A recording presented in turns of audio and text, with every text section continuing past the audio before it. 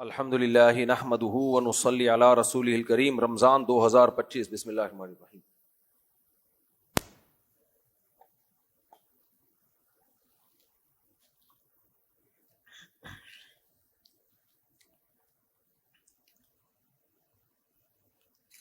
بسم اللہ الرحمن الرحیم۔ آج ہم نے 18واں پارہ پڑھا ہے، بہت ہی اہم آیات ہیں۔ ایک اعلان سن لیں، میرے شیخ و مرشد حضرت مفتی عبد الرحیم صاحب جو جامعۃ الرشید کے ناظم محتمم بھی ہیں، انہوں نے پرسوں ایک پوڈ کاسٹ ریکارڈ کروائی ہے ملکی حالات سے متعلق۔ لوگ سوشل میڈیا ہمیں بہت غلط گائیڈ کر رہا ہے، خوب سمجھ لو، بہت اوٹ پٹانگ جس کے منہ میں آتا ہے، جو بات آتی ہے کہہ دیتا ہے۔ ان کا جو انٹرویو ہے J T R media house پہ شائع ہوا ہے، پوڈ کاسٹ ان کی، وہ لازمی سنیں آپ لوگ، وہ لازمی سنیں، سمجھ رہے ہیں؟ ان کے پاس جو نالج ہوتی ہے وہ مشاہدے پر مبنی ہوتی ہے، وہ میڈیا سے لی گئی نالج نہیں ہوتی، اور جب تک مشاہدے پر مبنی نالج ان کے پاس نہیں ہوتی وہ بات کرتے ہی نہیں ہیں، وہ خاموشی اختیار کرتے ہیں۔ تو دائیں بائیں سے ادھر ادھر سے کوئی صحافی کچھ کہے گا، کوئی کچھ کہے گا، سب کی باتیں ہوتی ہیں، اس میں تجزیہ کرتا ہے انسان، یہ صحیح ہے وہ، لیکن یقینی معلومات جب تک کسی کے پاس نہ ہو آپ بات کر نہیں سکتے۔ تو ان کا انٹرویو آپ لازمی سنیں۔ پھر صحافیوں میں بعض ایسے بھی ہوتے ہیں جو لفافہ خور ہوتے ہیں، میں نہیں کہہ رہا سارے ہوتے ہیں، اور جو لفافہ خور ہوتا ہے نا وہ بہت جاندار طریقے سے جھوٹ بولتا ہے، وہ دو چار سچ ہوتے ہیں اس میں جھوٹ ملا کے وہ بولتا ہے، اور وہ جھوٹ جو ایک آدھ سچ میں ملا کے پبلش کیا جائے نا وہ جھوٹ بہت خطرناک ہوتا ہے، کیونکہ دو تین باتیں صحیح ہوتی ہیں اس سے پھر وہ تانے بانے ملا کے سب کچھ ہی لوگ یقین کرتے ہیں کہ لوگ کہہ رہے ہیں کہ یہ سب کچھ ہی سچ ہی بول رہے ہیں، حالانکہ وہ ایک دو چیزیں سچ ہوتی ہیں، اس سے جو انہوں نے نتیجے نکالے ہوتے ہیں وہ نہیں ہوتے صحیح۔ کل میں نے مثال دی تھی نا، چپل چوری کر کے ایک آدمی بھاگ رہا ہے، جرم یہ ہے کہ چپل چوری کی اس نے، اب جو اس کو لوگ مار رہے ہیں تو چپل چوری کرنے پہ نہیں، بلکہ اس لیے کہ کسی کا وہ سالہ ہے اور کسی سے اس کو ذاتی بغض ہے، کسی کی قومیت کی لڑائی ہے، تو جرم تھا صرف چپل چوری، اس پہ ایک دو تھپڑ بنتے تھے، لیکن جو پوری قوم اس پہ ٹوٹ پڑی ہے تو وہ چپل کا بہانہ ہے، بہانہ چپل کا ہے اور مقصد اپنا بغض اور عناد ہے۔ تو کچھ صحافیوں کا یہ حساب ہے کہ ان کو ویسے ہی کسی سے بغض ہے، تو کچھ صحیح بات ہوتی ہے اس میں پھر 100 باتیں مبالغہ آرائیاں کر کر کے اپنی ٹھڑک نکال رہے ہوتے ہیں، ان میں ان کو پیسے بھی مل رہے ہوتے ہیں، بیرونی ایجنسیاں پیسے دے رہی ہوتی ہیں، عیش کر رہے ہوتے ہیں وہ بیٹھ کے۔ انہی کی دیکھو ذہانت بہت اہم چیز ہے۔ کبھی بھی میری کوشش یہ ہوتی ہے، میں نہیں کہہ رہا میں ہمیشہ اس میں کامیاب بھی ہوتا ہوں گا، میں کبھی کسی کے دعووں سے اور جذبات سے الحمدللہ متاثر نہیں ہوتا، کوشش یہ ہوتی ہے کہ دعوے اور جذبات سے متاثر نہ ہو۔ دیکھو یہ کہہ کیا رہا ہے، چیخنے پر، ہڑی ہڑا کرنے پر اور قسمیں اٹھا کے دعوے کرنے پر کوئی گورنمنٹ کی طرف سے پابندی نہیں ہے۔ بعض لوگ ایسی باتیں کر رہے ہوتے ہیں کہ انہی کے جملوں کو اگر آپ پکڑ لینا تو اسی میں ان کی باتوں کا جواب ہوتا ہے۔ میں یہ کہتا ہوں کہ فلاں کو کسی نے قتل کر دیا، میں کہتا ہوں فلاں چونکہ اس کے خلاف بول رہا تھا اس لیے قتل کر دیا۔ بھائی اگر اس لیے قتل کیا ہے تو سب سے زیادہ تو آپ خلاف بول رہے ہو، آپ کیوں نہیں قتل ہوئے اب تک؟ سمجھ رہے ہو؟ یہ اس طرح کے جملے پکڑنے چاہیے ان لوگوں کے۔ میں سمجھا پا رہا ہوں اپنی بات؟ کہیں قتل ہوا نا، اب اصل قاتل کو بچانے کے لیے الزام ڈال دیا جاتا ہے فلاں نے قتل کیا ہے، دلیل کیا ہے؟ دیکھو یہ کلپ اس کا، اس میں یہ فلاں کے خلاف بول رہا ہے۔ تو آپ کا کلپ تو ہم دیکھ رہے ہیں، آپ فلاں کے خلاف آج سے نہیں 10 سال سے بول رہے ہو، تو آپ کیسے بچے ہوئے ہو پھر؟ آپ کو قتل کرنا تو فلاں کے لیے بہت آسان تھا۔ سمجھ میں آ رہی ہے بات؟ تو یہ میں کہیں کسی طرف نہیں لے کے جا رہا، آپ کو صرف ایک مثال سے بات سمجھا رہا ہوں۔ اس سوشل میڈیا کی دنیا سے نکلو، یعنی اس کے پروپیگنڈے سے۔ کبھی کسی کے بارے میں یقینی تحقیق کے بغیر تبصرہ مت کرو۔ ضروری نہیں کسی میں ایک برائی ہو تو اب جتنی بھی برائیاں ہیں ساری اسی کے کھاتے میں ڈالی جائیں، اور کسی میں اگر ایک آدھ اچھائی نکل آئی تو اب جتنی بھی اچھائیاں ہیں ساری اسی کے کھاتے میں ڈالے جائیں، ایسا ہوتا نہیں ہے۔ تو ان کا انٹرویو لازمی سنیں آپ حضرت مفتی عبدالرحیم صاحب کا, JTR میڈیا ہاؤس پہ انہوں نے پوڈ کاسٹ دیے. بالکل نیوٹرل ہو کے سننا ہے, کسی بھی بغض, کسی کے عشق میں بھی مبتلا نہیں ہو رہا, کسی کے بغض میں بھی مبتلا نہیں ہونا, نارمل اور نیوٹرل ہو کے آپ وہ سنیں تو انشاءاللہ آپ کو بہت اچھی بہترین گائیڈنس ملے گی اس میں. ہم چلتے ہیں جی 18واں پارہ آج ہم نے پڑھا ہے رمضان 2025 1446 ہجری. 18واں پارہ شروع ہوتا ہے, اس میں سورہ مومنون بھی ہے اور سورہ نور بھی ہے. آج پھر مجھے ایک اور جگہ بیان کے لیے جانا ہے تو میں ذرا جلدی نمٹاؤں گا. سورہ مومنون کو اللہ تعالیٰ نے اہل ایمان کی صفات سے شروع کیا. فرمایا مومنین کامیاب ہو گئے. مومنین کی سب سے پہلی علامت کیا ہے؟ فی صلاتہم خاشعون, نمازوں میں خشوع پیدا کرتے ہیں. والذین هم عن اللغو معرضون, فضول لغویات سے بچتے ہیں. لغو کسے کہتے ہیں؟ ہر وہ کام جس کا نہ دنیا میں فائدہ ہو اور نہ آخرت میں. ایسے کاموں کو چھوڑ دینا چاہیے. کچھ بھی نہیں ہے وہیں, یہ ویڈیو گیم نہیں کھیل رہے ہوتے بیٹھ کے, کوئی فائدہ نہیں. گیم کھیلیں آپ بھاگنے دوڑنے والے, ذہن فریش ہوگا آپ کا. اس سے کیا ہوگا؟ ٹش ٹش لگے ہوئے ہو موبائل میں, کچھ بھی نہیں ہوتا, بلکہ دماغ خراب ہوتا ہے اس سے. تو اللہ کا مجھ پر اتنا بڑا احسان ہے, مجھے کوئی ویڈیو گیم پکڑا دے, میرے سے بٹن بھی نہیں چلتے اس کے, کہ یار کہتے ہیں بہت دلچسپ گیم ہے. بھائی باقاعدہ ارادہ کر کے ٹائم کیوں ضائع کریں یار, بعض چیزیں خود بخود ہو جاتی ہیں. جیسے آپ نے کسی کو ٹائم دیا 10 منٹ کا, گپ شپ میں آدھا گھنٹہ ہو گیا, چلو جی آدھا گھنٹہ ضائع ہو گیا, لیکن وہ بغیر ارادے کے ہو گیا. گپ شپ میں مزہ اتنا آیا, چلو جی آدھا گھنٹہ. یہاں تو باقاعدہ ارادہ کرتا ہے انسان کہ میں نیت کرتا ہوں ٹائم ضائع کرنے کی. سانپ والا کھیل رہے ہیں, کیا ہے, بڑا ہوتا جا رہا ہے وہ سانپ. بس یہ میں نے اتنے سانپ, وہ پہلے نوکیا میں آتا تھا نا سانپ والا, تو پہلے زمانے میں ماں باپ بچوں کو موبائل میں یہ چیزیں نہیں کھیلنے دیتے تھے. ہم تو دیکھتے تھے کہیں سے چھوٹا سا وہ آ گیا نا ہمارے پاس ویڈیو گیم, ہمارے والد صاحب کا تو بہت غصہ, اتنا غصہ کرتے تھے, ہم ان سے چھپ کے کرتے تھے, پھر چھوڑ دیا. وجہ اس کی کیا ہے؟ والد صاحب یہ سوچتے تھے یہ تو تم باقاعدہ نیت کر کے ٹائم ضائع کر رہے ہو, یہ فضول لوگوں کا کام ہے. یہ چیزیں گوروں نے ہماری سوسائٹی میں انگریز لائے. کھیلو کودو, فٹ بال کھیلو, ہاکی کھیلو, کرکٹ کھیلو, ٹینس کھیلو, یہ سب چیزیں کھیلو بھائی, کس نے منع کیا ہے؟ ان سے دماغ فریش ہوتا ہے, آپ کا اسٹیمنا بڑھتا ہے, بہت فائدہ ہے اس کا. لیکن یہ جو ویڈیو گیم کی ہماری سوسائٹی میں رواج ہے, اس سے بچوں کو روکنا چاہیے. بعض دفعہ والدین کو پسند نہیں ہوتی چیز, لیکن روک اس لیے نہیں ہوتے کہ اور اس سے بڑی کسی برائی میں مبتلا نہ ہو جائے. لیکن بچوں کو خود ان چیزوں سے بچنا چاہیے. اچھے گیم کھیلو جس سے دماغ فریش ہو. تو اللہ نے فرمایا لغویات سے بچتے ہیں. حدیث میں آتے ہیں من حسن اسلام المرء ترکہ ما لا یعنی, انسان کے اسلام کی اچھائی میں سے یہ ہے کہ بیکار باتوں کو چھوڑ دے. والذین هم لفروجہم حافظون, اللہ فرماتے ایمان والے اپنی شرمگاہوں کی بھی حفاظت کرتے ہیں. الا علی ازواجہم, سوائے اپنی زوجہ اور باندیوں کے. باندیاں تو اب ختم ہو چکی ہیں, اب کہیں باندی نہیں بنائی جا سکتی, ذہن میں رکھیں آپ, امپاسبل ہے. تو کیونکہ بین الاقوامی معاہدہ ہو چکا ہے اب, اور یہ معاہدے کی پابندی شریعت میں لازم ہے. تو صرف اب ایک راستہ ہے, کیا ہے؟ نکاح کا. اللہ فرماتے ہیں اس کے علاوہ وہ کہیں اپنی خواہش پوری نہیں کرتے. اور فمن ابتغى فإنهم غیر ملومین, ہاں جو نکاح کرتے ہیں وہ قابل ملامت نہیں ہے.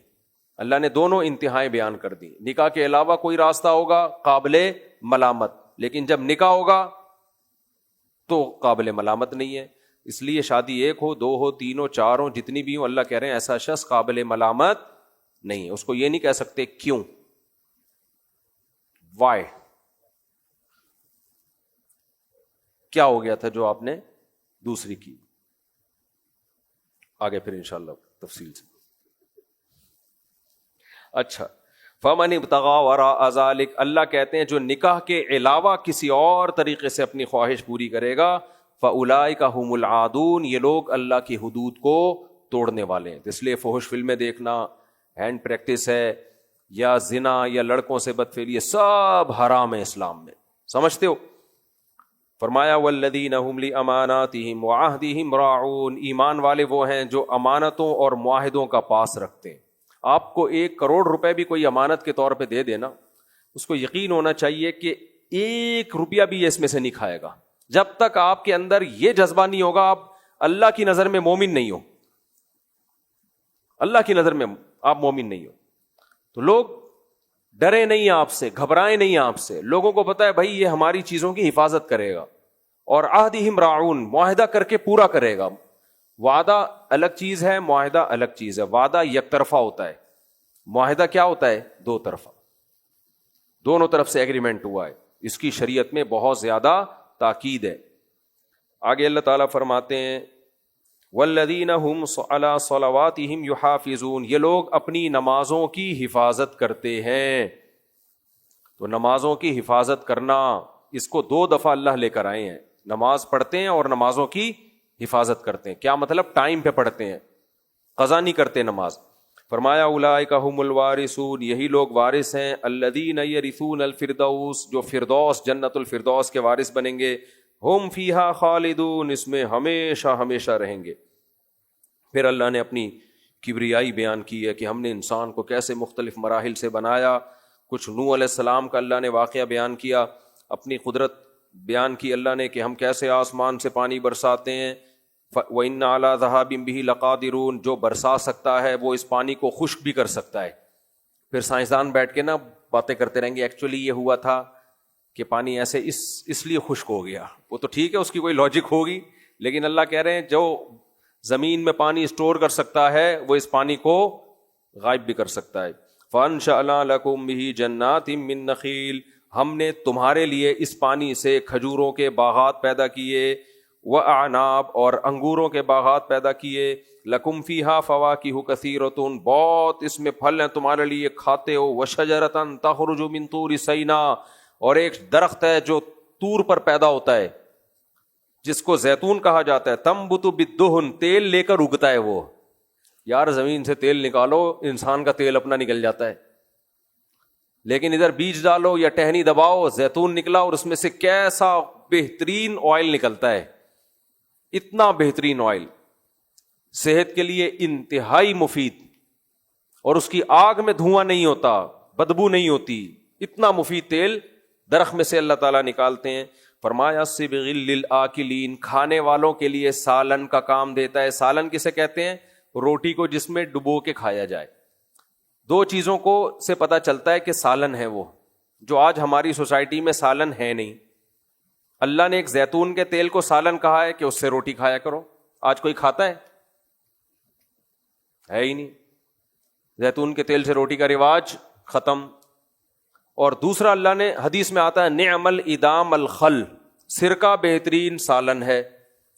ہم سرکے کو سالن میں ڈال کے کھاتے ہیں, سرکہ بطور سالن کے نہیں کھاتے. ایک بڑے قبلہ حکیم ہیں, وہ ان کا کہنا یہ ہے روزانہ سرکہ نہیں کھانا چاہیے. ذہن میں رکھو, یہ حدیث میں سرکے کو بہترین سالن تو کہا ہے, لیکن ایسا نہیں تھا کہ نبی صلی اللہ علیہ وسلم روزانہ سرکہ کھاتے تھے, کیونکہ سرکہ ایک ایسڈ ہوتا ہے. آج کل لوگ نہار منہ سرکے پی رہے ہیں. میں ایک بات آپ سے عرض کروں, یہ جو خوراک سے متعلق معلومات ہے نا, ان میں ڈاکٹروں سے زیادہ ایکسپرٹ حکیم ہوتے ہیں, بشرطے کہ وہ حکیم 2 نمبر نہ ہو. ڈاکٹر ریسرچ کرتے ہیں کہ یہ اس سرکہ نہار منہ پینے سے یہ ہوتا ہے, فلانا ہوتا ہے فائدہ, میں انکار نہیں کر رہا. لیکن آپ کسی بوڑھے حکیم سے پوچھو گے جو بہت پرانا حکیم ہوگا, جو تجربہ کار ہوگا, وہ کبھی بھی نہیں کہے گا آپ نہار منہ سرکہ پیئیں.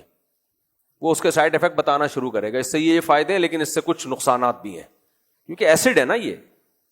تو وہ گھٹنوں کے مسائل پیدا کر رہا ہے, اور کیلشیم کو باڈی میں کم کرنا, 20 قسم کے. ہمارے ایک دوست تھے, انہوں نے نہار منہ سرکہ اور لیمن کا پانی پینا شروع کیا, دبلے ہو گئے. ڈاکٹروں نے کہا تھا ان کو ماشاءاللہ, ان کو یہ نہیں پتا کہ وہ دبلے تو آپ ہو گئے, لیکن اس ایسڈ نے معدے کی ایسی کی تیسی کر دی, اس کی دیواروں کا وہی ختم کر دی. معدے کی دیواریں ہوتی ہیں نا, ان کو چھلنی کر دیا اس. تو ایسی کوئی بھی چیز کسی ایک ڈاکٹر یا ایک یوٹیوب کلپ کو دیکھ کے شروع نہیں کر دیا کرو کہ صبح صبح سرکہ پانی میں ڈال کے پینے سے یہ ہو جائے گا. تو 20 لوگوں سے مشورے لے لیا کرو جب بھی کوئی ایب نارملٹی والا کام کر رہے ہو, کوئی بھی عام روٹین سے ہٹ کے کام کر رہے ہو, تو ایک ڈاکٹر ایک حکیم نہیں, 10-15 ڈاکٹروں سے حکیموں سے مشورہ لے لو, وہ بتائیں کہ ہاں جی پی لو, تو مجھے کوئی اعتراض نہیں ہے, لیکن اس کے نقصانات بہت ہوتے ہیں. جیسے لہسن کھانے کے بہت فائدے ہیں, لیکن لہسن بھی ایک ایسڈ ہے, آگ لگا دیتا ہے پیٹ میں جا کے. تو ایسا نہیں ہے کہ لہسن پھونکتے جا رہے ہو. ابھی ایک صاحب نے لہسن کا پانی نکال کے روزانہ بھر بھر کے پی رہے ہیں بوتلیں. میں نے کہا بیٹا تیرا انا للہ ہو جائے تو مجھے جنازے پہ بلا لینا. خیر ہم آگے چلتے ہیں. تو وَإِنَّ لَكُمْ فِي تو حکیم لوگ کہتے ہیں مہینے میں ایک آدھ دفعہ سرکے کو سالن کے طور پہ کھا لو بس، واللہ عالم، باقی طب کی باتیں ڈاکٹروں سے حکیموں سے پوچھیں۔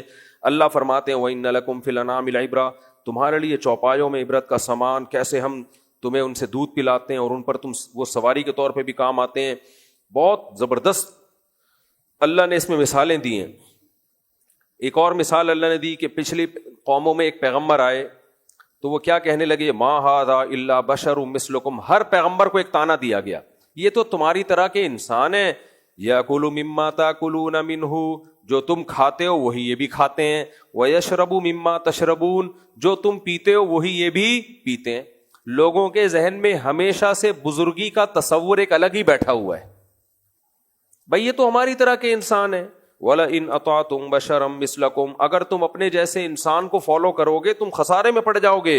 اور دیکھو یہ باتیں بھی کتنی عجیب کرتے ہیں، باتیں کیا کرتے ہیں، أَيَعِدُكُمْ، دیکھو یہ ہمیشہ سے ایک پرانا طعنہ ہے جو آج بھی مذہبی اسکالرز کو دیا جاتا ہے اور سائنسدانوں کی طرف سے۔ ابے یہ مذہبی لوگوں نے جنت جہنم میں الجھایا ہوا ہے لوگوں کو۔ کس میں الجھایا ہوا ہے؟ جنت میں اور جہنم میں، موت کے بعد زندگی، قبر میں فرشتے آئیں گے، پھر وہ اٹھے گے اور حشر ہوگا اور حساب و کتاب ہوگا۔ او بھائی سائنس ان چیزوں کو نہیں مانتی، تو یہ نئی بات نہیں ہے۔ ہر پیغمبر پہ کو یہ طعنہ دیا گیا کہ آپ کس طرح کی باتیں کر رہے ہو۔ تو ان پیغمبر کو بھی قوم نے کیا دانا دیا، اَیَعِدُکُمْ، لوگو تم سے یہ کس قسم کا وعدہ کر رہا ہے یہ شخص، معاذ اللہ، انکم اذا متم، کہ تم جب مر جاؤ گے، وکنتم ترابا وعظاما، اور تم مٹی اور ہڈیاں ہو جاؤ گے، یعنی یہ مانتے بھی ہیں کہ ہم مٹی ہو کے ختم ہوتے ہیں یہ پیغمبر۔ انکم تخرجون، اس کے بعد تمہیں دوبارہ زندہ کیا جائے گا۔ ہیہاتا لما توعدون، ہیہاتا کا مطلب جیسے ہم اردو میں کہہ رہے ہوتے ہیں بھائی بس کرے یار، یہ عقل سے بہت، بھائی کوئی بات کر رہا ہوتا ہم کہتے ہیں بس کر جا، بس بہت ہو گئی۔ یہ کب ہم کہتے ہیں یہ جملہ؟ کہ جب عقل سے بالکل ہی الٹی بات ہوتی ہے جو عقل میں آ ہی نہیں سکتی۔ تو انہوں نے بھی کہا ہیہاتا لما توعدون، بھائی جس آخرت کا تم سے وعدہ کر رہے ہیں وہ ہیہاتا، وہ یقین لانے والی چیز نہیں ہے۔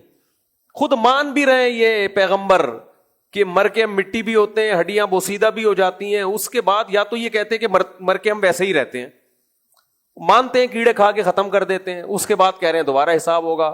ہیہاتا لما توعدون، جس کا تم سے وعدہ کر رہے ہیں یہ عقل سے دور ہے، یہ ماننے والی باتیں نہیں، ایسے مسترد کرتے تھے۔ ابے بس کردہ ہے، ابے کیا حوروں کی باتیں کر رہے ہو یار، سمجھ رہے ہو؟ اس طرح کی آج بھی یہ سیکولر لبرل طبقے کا نا اسٹائل یہی ہوتا ہے۔ بھائی مولوی نے تھوڑی کہا ہے کہ جنت ہے جہنم میں، اللہ کا پیغام آپ تک پہنچا لیا، آپ جانو اللہ جانے، لڑ لینا، جب اگر قبر میں حساب نہیں ہوا تو آپ کی لک ہے، ہو گیا تو پھر مفتی طارق مسعود کو یاد کرو گے، پھر مولانا طارق جمیل صاحب کو یاد کرو گے، یار صحیح بولتے تھے یار۔ تو پھر اصل میں تو اللہ کے پیغمبر کو یاد کرو گے کہ نبی صلی اللہ علیہ وسلم کے پیغام کو ہم نے ٹھکرایا۔ پھر کہنے لگے ان ہی الا حیاتنا الدنیا، پیغمبروں سے کہنے لگے بھائی بات یہ ہے کہ صرف یہ دنیا کی زندگی ہی ہے، نموت و نحیا، اس میں ہم مرتے بھی ہیں پیدا بھی ہوتے ہیں، ایک نیچرل پروسیس ہے یہ کیا ہے؟ نیچرل ہے۔ زمین میں آم کی گٹلی ڈالیں گے، ایک نیچرل پروسیس ہے، درخت اگے گا، آم اگیں گے، بیوٹی آف نیچر ہے یہ کیا ہے؟ بیوٹی۔ نیچر نے اس گٹلی میں سافٹ ویئر ڈال دیے ایسے، پانی لگے درخت بنے اور پھر انہی سے دوبارہ گٹلیاں پیدا ہو جائیں، یہ سائیکل۔ جو ایتھیس اور ملحد لوگ ہیں نا، ہر قدرت کے کرشمے کو بیوٹی آف نیچر کہہ کے پتلی گلی سے نکل جاتے ہیں۔ پھر جب دوبارہ زندہ ہوں گے نا قیامت کے دن، پھر یہ کہیں گے بیوٹی کا الٹا کیا ہوتا ہے؟ اگلی بدصورت کو کہتے ہیں نا، وہ تو بدصورت عورت کو کہتے ہیں، بیوٹی کا الٹ کیا ہوگا؟ اگلینس، بیسٹ آف نیچر ہے یہ۔ کیا کہیں گے؟ یار یہ نیچر بہت بدماشی کر رہی ہے ہمارے ساتھ، دوبارہ ریورس کر دیا اس عمل کو۔ پھر جب اللہ ان سے حساب و کتاب لے گا تو کہیں گے بیسٹ آف نیچر، فطر نیچرل ہے سب کچھ۔ پھر جب جہنم میں جائیں گے تو کہیں گے کہ یہ بھی کیا ہے, نیچر کا ظلم ہے ہمارے ساتھ. تو وہاں جا کے کہیں گے سب کچھ کون کر رہا تھا؟ اللہ. تو نیچر تو ہے, نیچر سب کچھ کر رہی ہے, لیکن بنایا کس نے اس نیچر کو؟ اللہ نے پیدا کیا ہے. نیچر میں خود اتنی عقل نہیں ہے کہ آم کی گٹلی میں ایسی چیزیں ڈال دے وہ. تو اللہ تعالیٰ فرماتے ہیں, وہ کہنے لگے نموت ونحیا وما نحن بمبعوثین, یہی دنیا کی زندگی ہے جس میں ہم مرتے ہیں, جیتے ہیں, اور ہم دوبارہ نہیں اٹھیں گے.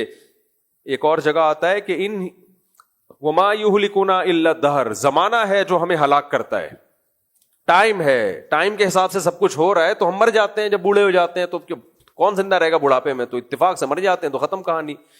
تو ان ہوا الا رجل افترى علی اللہ کذبا, یہ وہ شخص ہے جس نے اللہ پہ جھوٹ باندھا ہے, ہم ایمان نہیں لائیں گے. پھر اللہ نے آگے اس قوم کی تباہی کا واقعہ بیان کیا.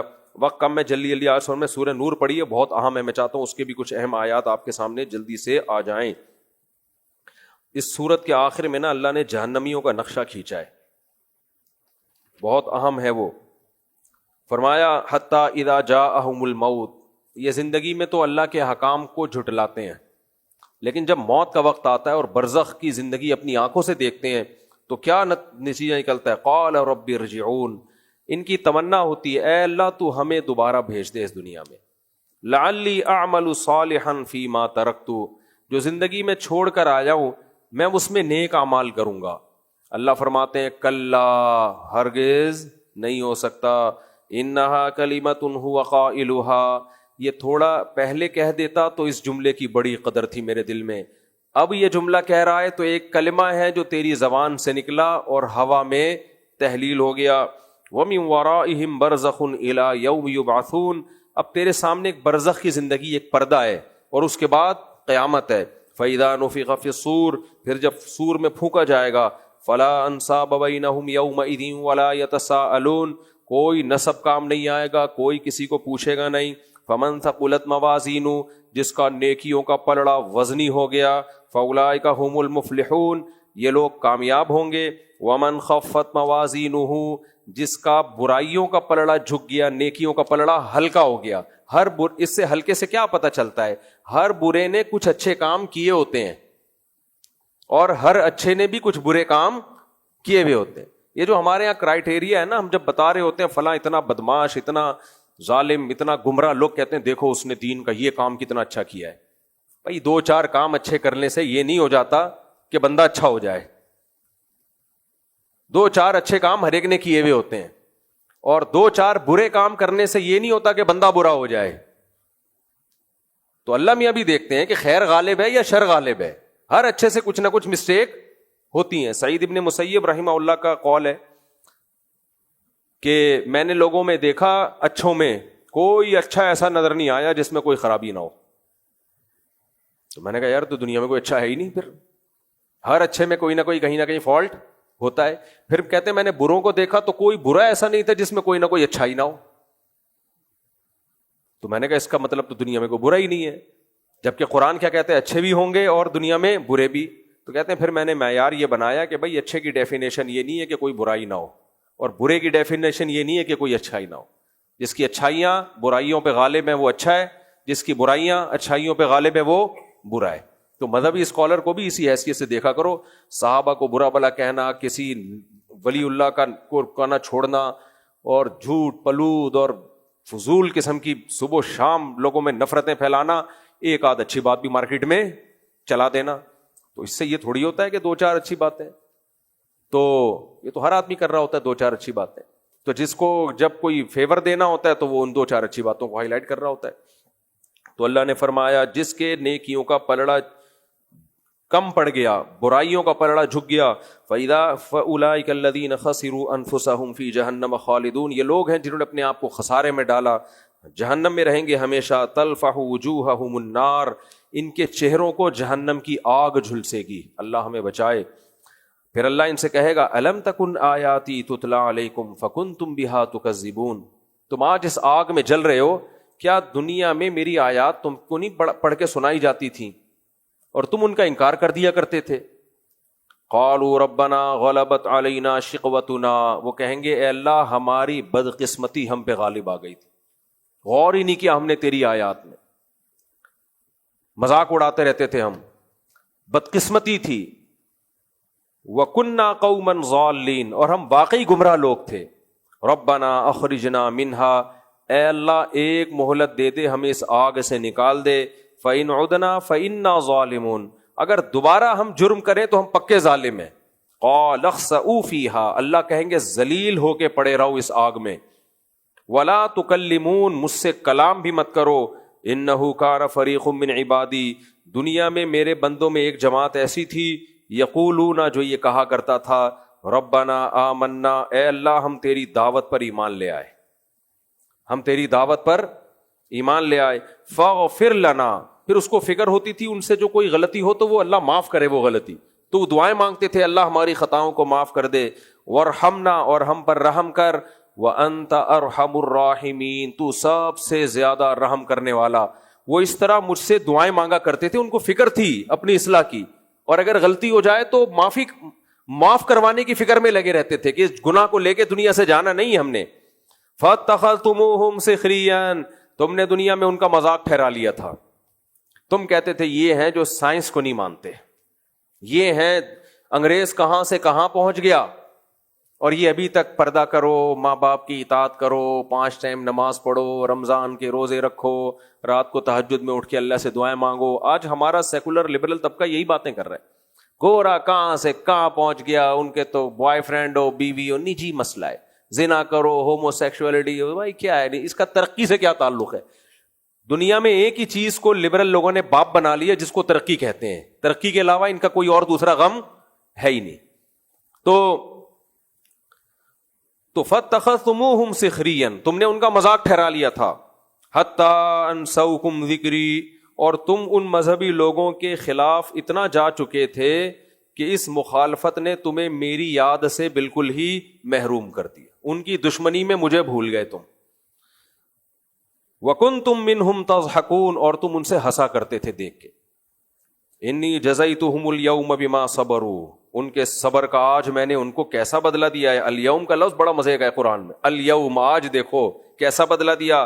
انہم ہم الفائزون، آج وہی کامیاب ہیں، وہی وہ لوگ آج کامیاب ہیں. پھر اللہ ان سے کہے گا قال کم لبثتم فی الارض عدد سنین، جس ترقی کے پیچھے تم پاگل ہوئے تھے. ہم ترقی کے خلاف نہیں ہیں، بار بار اس مضمون کو میں واضح کر چکا ہوں، لیکن وہ ترقی جو اللہ سے غافل کر دے، خدا کا باغی بنا دے، اس ترقی پہ 100 دفعہ لعنت بھیجو.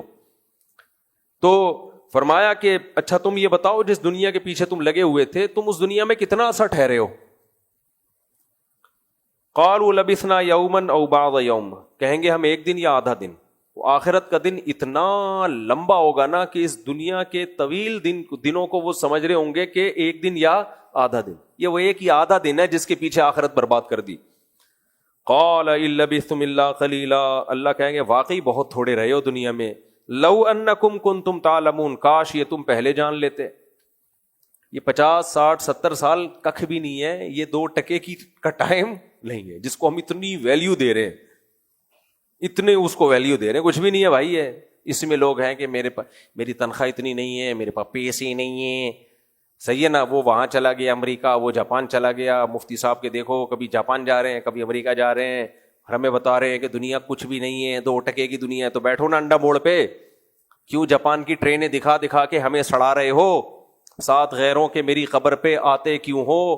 تم جلاتے نہیں مجھ کو تو جلاتے کیوں ہو؟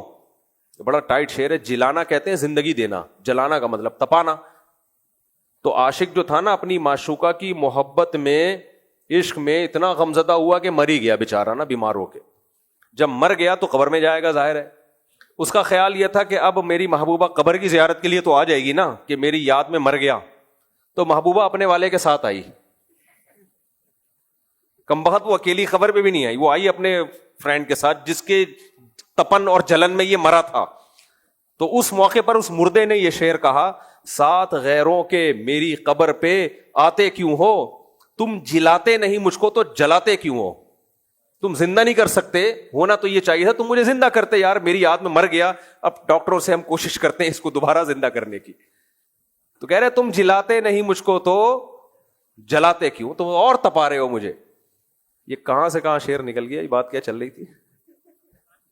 ہاں جاپان کی ٹرینیں. تو لوگ مجھے کہتے ہیں ایک طرف بات کرتے ہو دنیا 2 ٹکے کی نہیں ہے, تو ٹھیک ہے 2 ٹکے کی نہیں ہے, تو پھر جاپان کی ٹرینیں ہمیں دکھا کے جلاتے کیوں ہو؟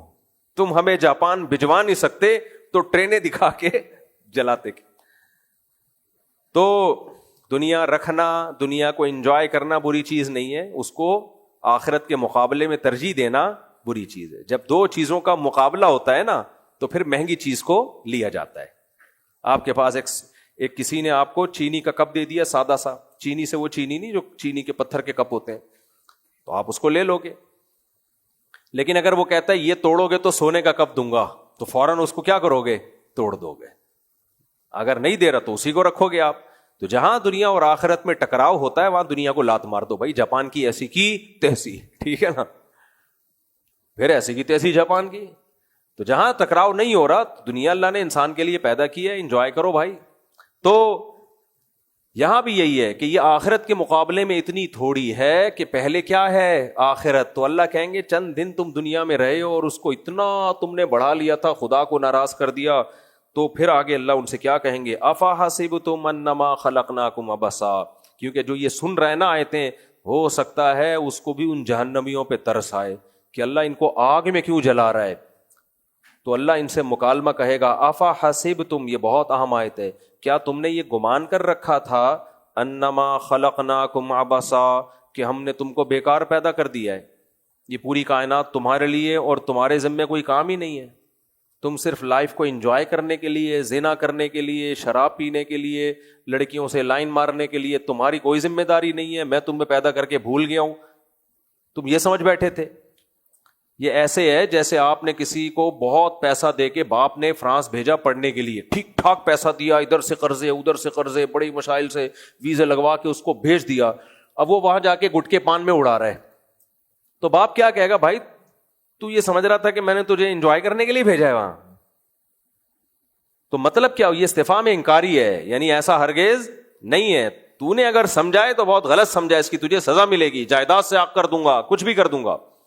تو اللہ فرماتے ہیں افا حسبتم انما خلقناکم عبثا, تم یہ سمجھ بیٹھے تھے کہ ہم نے تمہیں بیکار پیدا کر دیا, وانکم الینا لا ترجعون, اور تم ہمارے پاس حساب و کتاب کے لیے آؤ گے نہیں. جیسے باپ کہے میں نے تمہیں بھیج دیا, میں تو پوچھوں گا نہیں بیٹا کتنے پیسے کہاں خرچ کیے ہیں. بھائی تو یہ جو نعمتیں اللہ نے ہمیں دی ہیں, یہ کون سی نعمت کہاں خرچ کی؟ ہم یہ سمجھتے ہیں کہ اللہ نعمت دے کے بھول گیا ہے. تو اللہ کہتے ہیں ایسا نہیں ہے. کیوں؟ فتعال اللہ الملک الحق, جو حق بادشاہ ہے وہ اس عیب سے پاک ہے کہ ایویں میں کچھ کر کے بس بنا کے چھوڑ دے, یہ نہیں ہو سکتا. دیکھو اگر آخرت نہیں ہے نا تو اللہ کا ظالم ہونا لازم آتا ہے, کیونکہ دنیا میں اتنے بڑے بڑے بدماش اور ظالم ہیں, ان کو دنیا میں سزا نہیں ملتی, بلکہ وہی حکومت کر رہے ہوتے ہیں. الزام جھوٹوں پہ لگتے ہیں, بے گناہ, یعنی الزام بے گناہوں پہ لگتے ہیں, جھوٹے الزام, اور بے گناہ لوگ بدنام ہو جاتے ہیں, لوگ سچ سمجھنے لگتے ہیں اس کو. انسان کے پاس یقینی ذرائع نہیں ہے جس سے پتا چلے کہ کون ملزم ہے اور کون. بھائی جج کیا کرے گا؟ گواہوں کو دیکھ کے پھندے پہ چڑھا دے گا کسی کو, ہو سکتا ہے وہ گواہ جھوٹ بول رہے ہوں, نہ اس میں جج کا قصور ہوتا ہے, وہ گواہ جھوٹ بول رہے ہوتے ہیں. بعض دفعہ گواہوں کو غلط فہمی ہو جاتی ہے. تو اتنا دنیا میں اس معاملے میں اونچ نیچ ہے کہ دنیا میں حقیقی انصاف ملنا بہت مشکل ہے. 100 انسانوں کے قاتل ہیں دنیا میں. جاپان میں جو بم برسا تھا اس میں لوگوں کی حالت کیا ہوئی تھی, اب تک وہاں اثرات ہیں اس کے. تو اس لیے اللہ نے قرآن میں کہہ دیا لا تحسبن اللہ غافلا عما یعمل الظالمون, جو ظالم جو کچھ کر رہا ہے اللہ کو غافل مت سمجھو, اللہ نہیں چھوڑے گا. تو اس لیے اگر آخرت نہیں ہے تو یہ تو بھائی اللہ پہ سیدھا سیدھا الزام ہے کہ اللہ تعالیٰ دنیا میں بھی حکمران ایسے اندھیری چلائی بھی ہوتی ہے, تو نے بھی کیا کیا ہوا ہے. تو اس لیے اللہ کہتے ہیں نیکوں کو اچھا بدلہ ملے گا, ان کی نیکیاں بھی ضائع نہیں ہوں گی. ایسا قاعدہ قرآن نے بیان کیا نا, یہ سن کے ایک انگریز مسلمان ہوا تھا, اس نے مجھے خود بتایا. میں نے ایک انگریز دیکھا, مجھے غفار بھائی لگ رہے تھے وہ انگریز نا, کالر والی قمیض پہنی ہوئی ہے, جیسے ہم لوگ نہیں یہاں بڑے کالر والی قمیض اور چوڑے پینچوں کی شلوار, ادھر ہی یہاں یہیں ادھر ہی اسی پلاٹ میں قریب میں. کسی نے بتایا بھائی یہ امریکن ہے, مسلمان ہوا ہے. اچھا یہ امریکی جب مسلمان ہوتے ہیں تو بالکل چینج ہو جاتے ہیں, انہیں پینٹ شرٹ بھی چھوڑ دی. میں نہیں کہہ رہا پینٹ شرٹ ناجائز ہے، حرام ہے، لیکن میں اس کی ایک سوچ بتا رہا ہوں. اس نے کہا یار پورا جو مسلمانوں کا ڈریس ہمیشہ سے رہا ہے، ایسے میں نے اور بھی انگریز دیکھے ہیں. ایک انگریز مسلمانوں کا پورا جبہ، ہمارے مدرسے میں آتا تھا، وہ اتنی لمبی نماز پڑھتا، اتنی لمبی. ہم نے کہا بھائی ہمیں شرم آتی تھی. پھر میں نے کہا یار یہ تو بہت ماشاء اللہ بڑے خشوع و خضوع سے بڑی لمبی نماز پڑھتا ہے یہ. تو پھر مجھے ایک واقعہ یاد آیا. کسی نے کہا ایک آدمی مسلمان ہوا تو ریمنڈ گیا تو اس نے دیکھا یہاں تو بڑی اسپیڈ سے ایک بندہ نماز پڑھ رہا ہے. تو اس غیر مسلم نے بولا تو بہت جلدی پڑھ رہا ہے. کہہ رہا ہے یار ہمارا پرانا کنیکشن ہے اللہ تعالیٰ سے، تمہارا بھی نیا نیا ہے نا، بحال ہونے میں ٹائم لگتا ہے. تو ابھی نئے نئے مسلمان ہوئے، کنیکشن بحال ہونے میں ٹائم لگتا ہے. ہمارا پرانا کنیکشن ہے، فوراً ہمارا کنیکشن اللہ سے بحال ہو جاتا ہے. تو خیر اچھا، وہ جو گورا تھا نا جو مسلمان ہوا، جبہ شبہ، وہ بھی قربانی دیں. وہ کہتا ہے میں زندگی وقف کر دی اللہ کے لیے بس. ہم نے اس سے پوچھا تمہارا پرانا نام کیا تھا، کیا کرتے تھے؟ اس نے کہا پچھلی زندگی کو میں مٹی ڈال چکا ہوں، نہ میں اس بارے میں سوال پوچھنا پسند کرتا ہوں نہ جواب دینا. کشتیاں جلا دی، ختم بس. ایسا یہ ہوتی ہے خاندانی توبہ. آج لڑکے فلم دیکھنے سے توبہ کرتے ہیں، سینما گھر نہیں جائیں گے، پھر وہیں سے گزر کے سائڈوں پہ یوں کر کے دیکھ رہے ہوتے ہیں. پھر کہتے ہیں مفتی صاحب توبہ کر تو لیتے لیکن توبہ پہ قائم نہیں رہتے. ابے قائم کیسے رہے گا جب انہی گلی محلوں میں بار بار جا رہا ہے، وہی سائن بورڈ بار بار دیکھ رہا ہے، تو کہاں سے قائم رہے گا؟ جب فحش فلموں کی عادت اللہ نہ کرے پڑ گئی تو بند کمرے میں لیپ ٹاپ دیکھتے کیوں ہو بیٹھ کے بھائی؟ اس کو توبہ نہیں کہتے. تو توبہ کا مطلب کیا ہے؟ یو ٹرن لے لے آدمی. تو اس گورے نے ایسا یو ٹرن لیا، کشتیاں جلا دی بالکل. ایک اور فرانس کا گورا ملا، وہ جامع رشید میں آیا، وہ بھی ایسا جبہ، ایسی داڑھی. کچھ گوروں کو تو میں نے انٹرویو امریکہ میں لیے ہیں، مسلمان ہوئے اور ہمارے مدرسوں میں داخلہ لے کے عالم بن رہے ہیں ماشاءاللہ. لوگ کہتے ہیں مدرسوں میں منجن بکتا ہے، تو وہ انگریز تو منجن نہیں خریدے گا، اتنا بے وقوف نہیں ہوتا، پورا پراپر عالم بن رہا ہے. ہمارے مدرسوں نے کئی انگریزوں کو عالم بنایا ہے، سمجھتے ہو؟ تو وہ بھی پورا یو ٹرن لے لیا اس نے.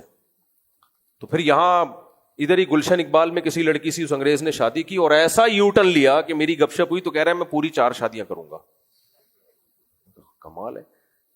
تو میں نے کہا کیوں؟ کہتا ہے جب میں نے سب عیاشی چھوڑ دی جو اسلام سے پہلے کرتا تھا، تو جو اسلام نے مجھے اجازت دی اس سے فائدہ تو اٹھاؤں گا نا میں. پھر مجھے کہنے لگا میری بیوی نہیں مانتی، اور کہہ رہا ہے میں نے اس کو نہیں کہا کہ تو لازمی کرنا، میں نے کچھ بھی نہیں کہا. تو کہتا ہے لیکن مجھے بڑی حیرانگی ہو رہی ہے کہ وہ مسلمان ہے تو وہ مجھے کیسے روک رہی ہے. میں نے کہا وہ مسلمان تو ہے لیکن بیوی بھی تو ہے نا وہ، تو اس کو ظاہر ہے سوکن آ رہی ہے اس کے اوپر. کہہ رہے لیکن میں کروں گا. جب میری اتنی گرل فرینڈ تھی، اس نے کہا کہ میری اتنی گرل فرینڈ تھی، میں نے سب کچھ چھوڑ چھاڑ دیا، تو اب جو اسلام نے میں اسلام لایا ہوں تو پھر پورا اسلام. تو اس کی نظر میں پورا اسلام یہ تھا کہ پوری ٹوٹل خالی یہی چیز نہیں تھی، ماشاءاللہ تہجد گزار اور داڑھی اور ماشاءاللہ بڑا زبردست لباس. خیر، تو اللہ تعالیٰ فرماتے ہیں فتعال اللہ الملک الحق، اللہ جو برحق بادشاہ ہے وہ اس عیب سے پاک ہے. تو میں یہ کہہ رہا تھا، ہاں یہ آیت اصل میں سنانے لگا تھا جس کو دیکھ کے وہ غیر مسلم مسلمان ہوا، جو یہاں گورا آیا تھا نا، جو غفار بھائی لگ رہے تھے بالکل ایسے دیسی لباس. تو میں نے اس سے پوچھا بھائی کیا آپ نے اسلام؟ اس نے کہا ڈے آف ججمنٹ کو جس طرح اسلام ایکسپلین کرتا ہے ایسا کوئی بھی ایکسپلین نہیں کرتا. اور کہا انسان کو انسان بنانے کے لیے ضروری ہے کہ آخرت پر ایمان رکھے. تو اس میں قرآن کی آیت دیکھو، فَمَن يَعْمَلْ مِثْقَالَ ذَرَّةٍ خَيْرًا يَرَهُ، ایک ذرہ کے برابر بھی نیکی کی ہوگی نا اللہ ضائع نہیں کرے گا، سامنے لے آئے گا قیامت کے دن، ذرہ برابر بھی. وَمَن يَعْمَلْ مِثْقَالَ ذَرَّةٍ شَرًّا يَرَهُ، ذرہ برابر بھی برائی کی ہوگی اللہ وہ بھی لے آئے گا سامنے.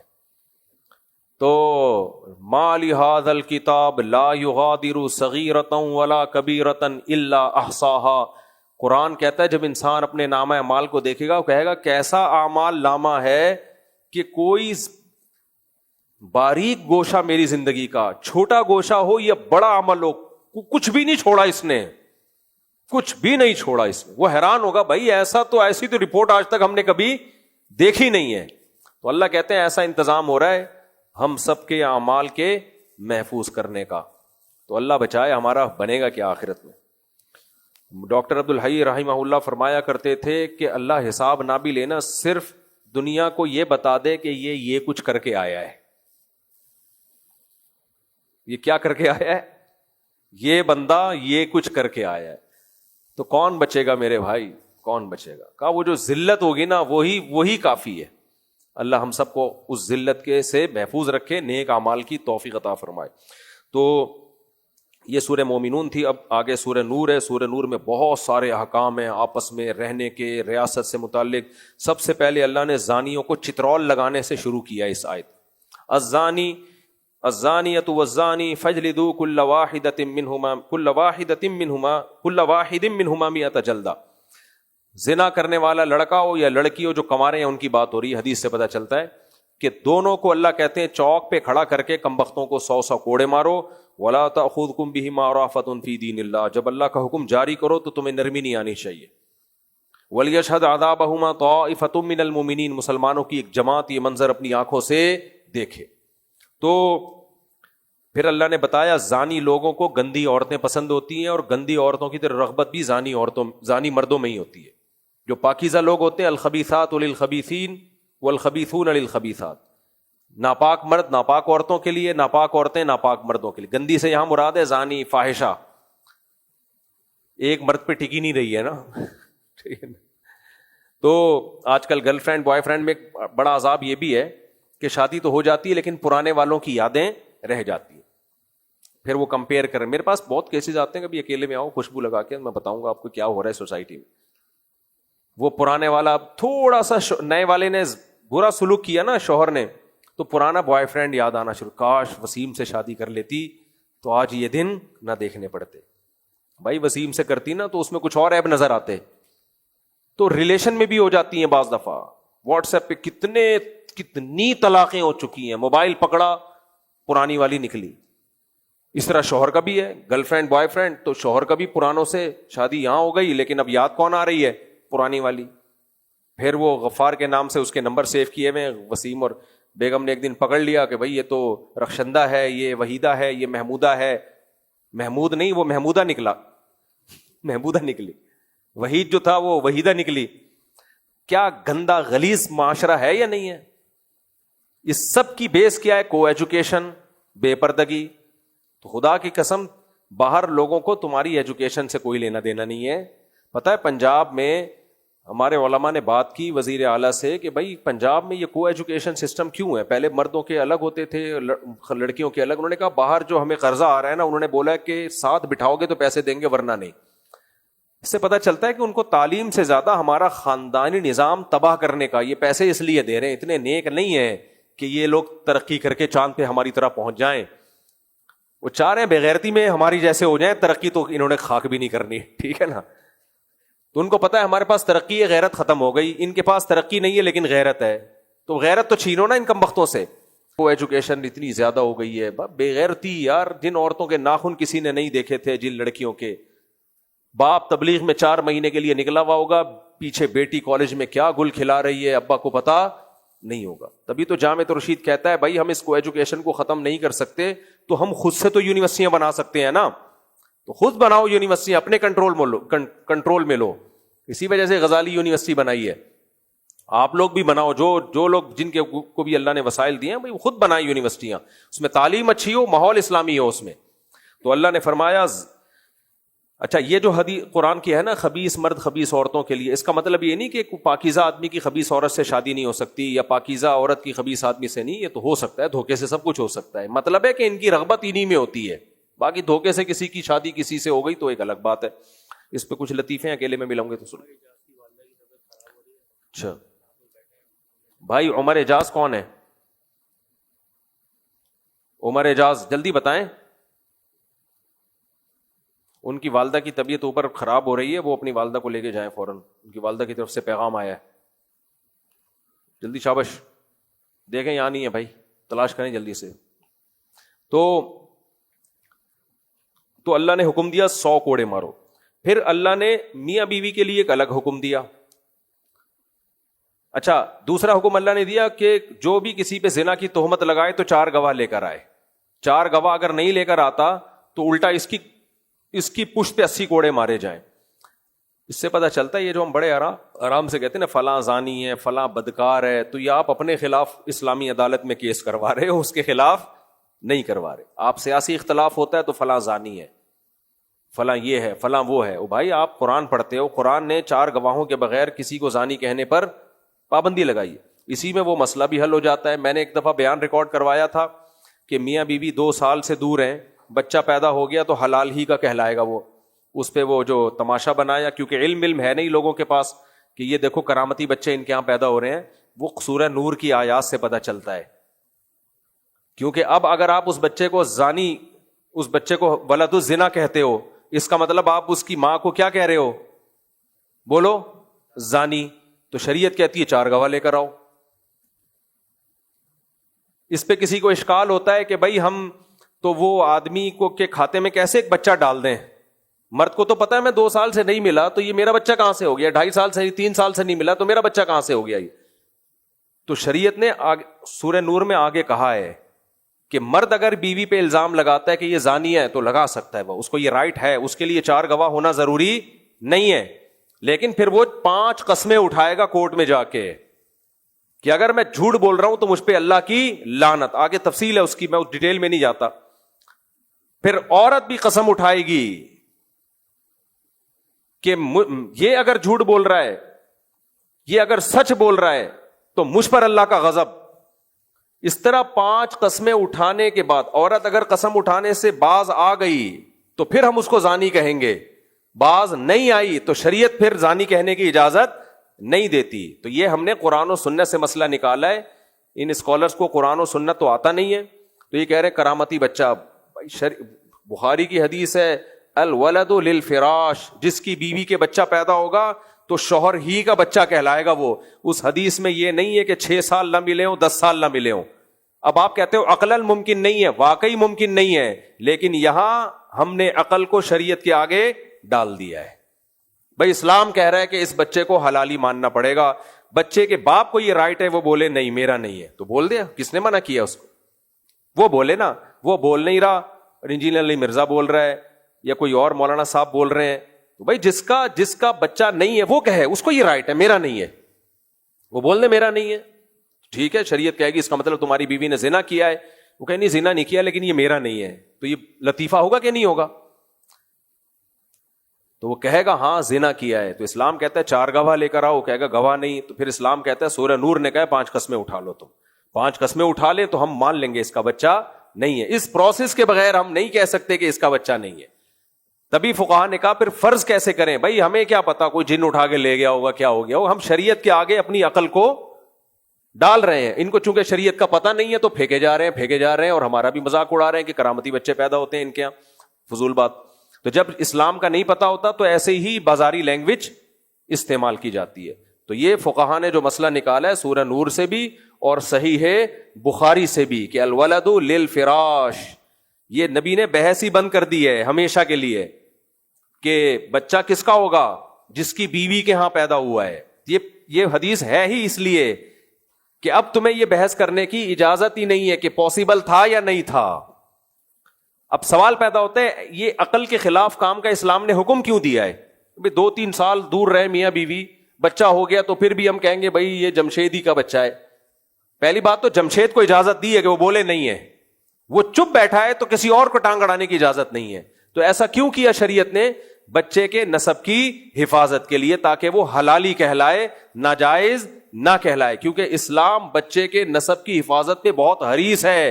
اسلام کہتا ہے جس کا ہے وہ بولے میرا نہیں ہے. جب وہ نہیں بول رہا تو ہم فرض کر لیں گے اسی کا ہے, تو اس کے ہمیں کیلکولیشن کرنے کی اجازت نہیں ہے.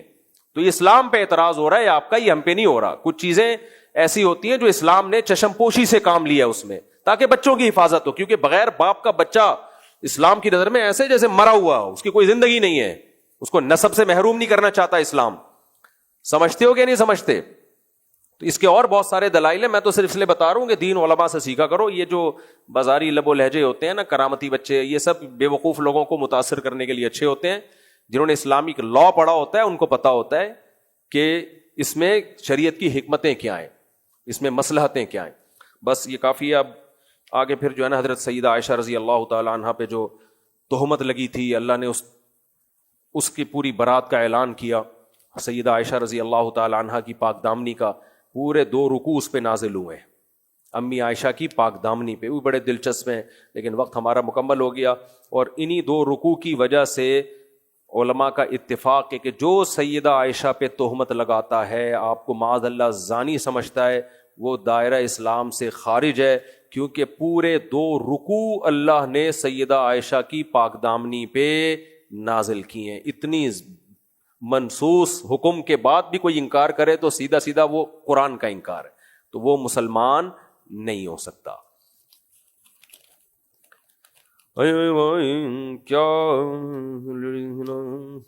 کیا پریگننٹ لیڈیز کے نام کی قربانی نہیں ہوتی؟ میں نے پڑھا ہے نبی نہیں ہوتی، پر مجھے ریفرنس نہیں ملا، ہے ہی نہیں تو ریفرنس کہاں سے ہوگا اس کا؟ جو خواتین پریگننٹ ہیں ان کی بھی قربانی ہو جاتی ہے، یعنی ان کے نام کی، انہی کی کو قربان نہ کر دیں تو ان کے نام کی ایک ہی ہوگی۔ جو بچہ جب تک دنیا میں نہیں آیا تو اس کے نام، اس کی قربانی نہیں ہوتی، سمجھتے ہیں؟ اس کی کوئی قربانی نہیں ہوتی۔ چلو بھائی، اللہ تعالیٰ عمل کی توفیق عطا فرمائے، عمل کی توفیق عطا فرمائے۔ رمضان کی برکتیں چھا گئی، علم و حکمت ہر ایک سمت پھیلا گئی، زندگی کا سفر معتبر ہو گیا، فکر مرشد کا